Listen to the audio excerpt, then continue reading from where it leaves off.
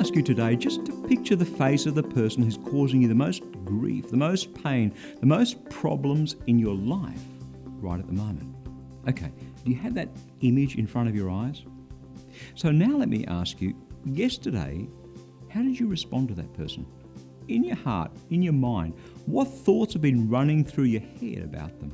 What scenarios, what responses, what reactions have been playing themselves out over and over again in your head and in your heart?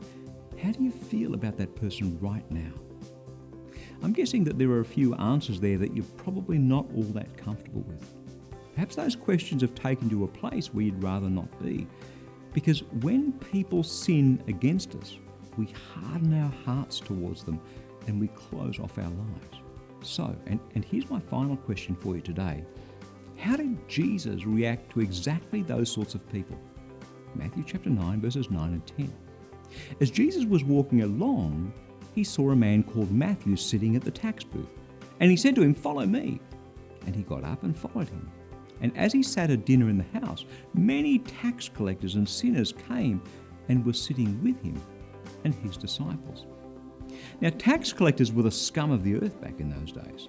They were fellow Jews who colluded with the Roman authorities to extort exorbitant tolls from people who passed by their tax collection booth on the road. So not only did they collude with the enemy who occupied and oppressed their land, they lined their own pockets at the very same time. No wonder they were hated and despised.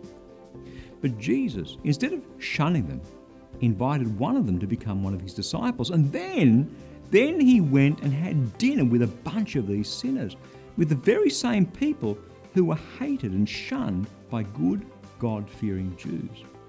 Read on and you'll discover that he copped quite a bit of criticism for it.